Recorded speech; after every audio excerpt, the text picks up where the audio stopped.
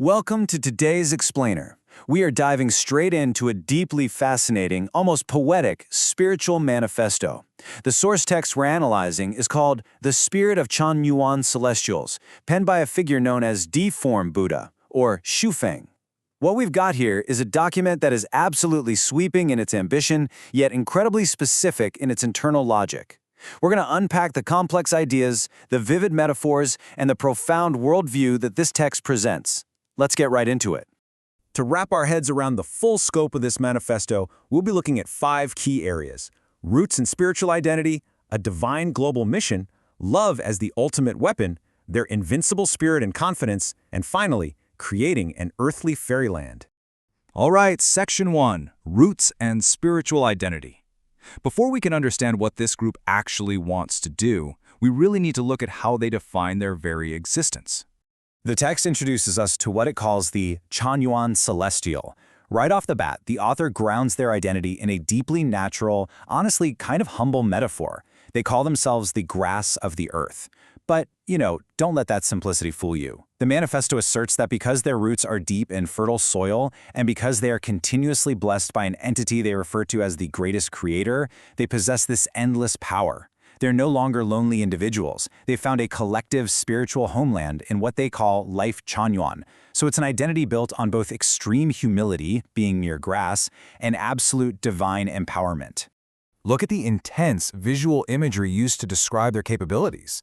The text says, "We can create and build oases in the desert and shining lighthouses in the darkness." The author is deliberately placing the Chanyuan Celestials in incredibly harsh, unforgiving environments, deserts and total darkness. Why do that? Well, it illustrates their perceived ability to break down absolutely any barrier. The manifesto claims that no matter how heavy the sandstorms are or how freezing the cold gets, these individuals remain indomitable, standing proudly with smiles on their faces, bringing light exactly where there is none. Moving on to Section 2, a divine global mission. We've looked inward at their identity, so now let's shift our focus outward to the macroscopic scale of their ambitions. The claims made in this manifesto are literally monumental. Just look at this quote straight from the text. "We are the hope of human beings, and it is mainly we who are the guarantors for leading human beings into this healthy, rich, free, and blessed era." So the author isn't just suggesting that the Chanyuan Celestials are one of many paths to a better future. No, the text positions them as the primary saviors of humanity. It's an absolutist claim, asserting that it's mainly their burden and their divine mission from the greatest creator to usher in an entirely new era for the human race. This illustrates a massive paradigm shift within their belief system.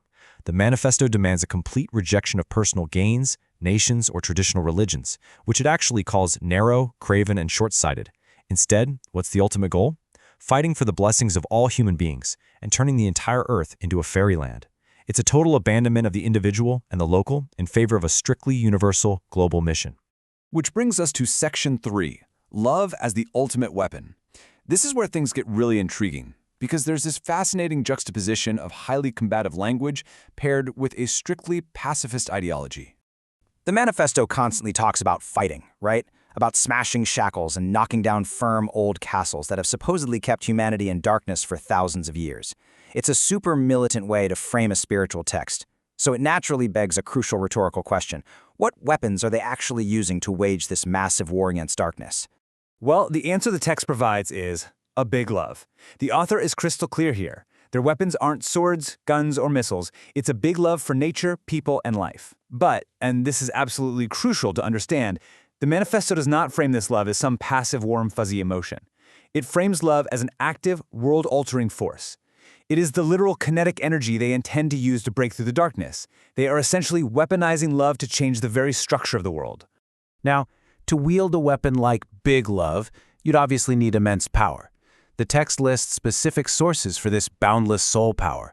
They claim to be aligned with the greatest creator and the earth, but also with these core virtues: sincerity, kindness, beauty, faith, and honesty. Because they align themselves with all these positive forces, the manifesto declares their souls are as strong as rocks, and even goes so far as to title them the angels of the new era. Let's move to Section 4, Invincible Spirit and Confidence. Here, we're examining the intense psychological resilience that the manifesto demands of a Chanyuan Celestial. The author paints these incredibly vivid, frankly terrifying scenarios to make a point. They describe fierce sandstorms, evil raising its head, people trembling in the dark. But then we get this really striking image. When danger and death come, if one person is calm and peaceful, still singing and dancing happily, then he could only be a Chanyuan Celestial. The text portrays them as having this almost supernatural calm. No false or evil power can beat them, and no fear can frighten them, because they believe they're no longer merely physical bodies, but invincible spirits. Now you might be sitting there thinking, okay, this sounds like pure fantasy. But the manifesto actually anticipates that exact critique. The crucial point is how the author defends this mindset. The text insists this confidence doesn't come from blind arrogance, unrealistic illusions, or naive fairy tales. Instead, it lists very specific foundations. They claim their confidence is deeply rooted in the source energy of the universe, sure, but also in very grounded things: rich life experience, an awareness of the Tao, and realistic value judgments. They're making the argument that their extreme optimism is entirely rational and fact-based.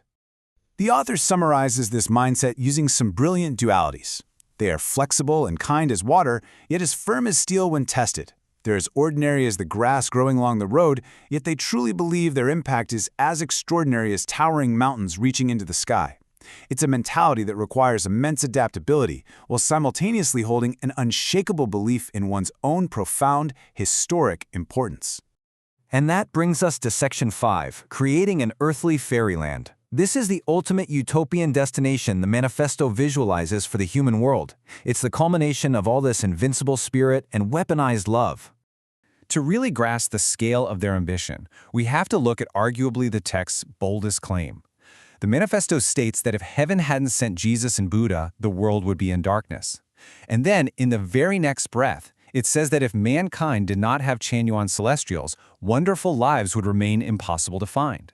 The text is overtly neutrally placing the Chanyuan Celestials on the exact same historical and spiritual plateau as Jesus and Buddha.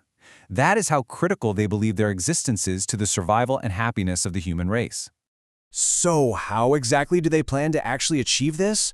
Well, the manifesto lays out a highly poetic yet specific 4-step methodology for manifesting this era. Step 1. Use their wisdom to break the darkness and awaken sleeping souls. Step 2. Use their talents to pave a rainbow that gives everyone access to a happy land. Step 3. Actively use their love to warm frozen souls. And finally, Step 4. Use the enormous power of their spirit to expand these metaphorical oases until the entire human world is transformed into a fragrant, joyful fairyland filled with songs and smiles. The spirit of Chanyuan Celestials is just a breathtakingly ambitious document. It asks its followers to shed everything local and personal, to adopt this unshakable, supernatural confidence, and literally wage a war of love to build a global utopia. As we wrap up this explainer, I want to leave you with this final thought to critically reflect on.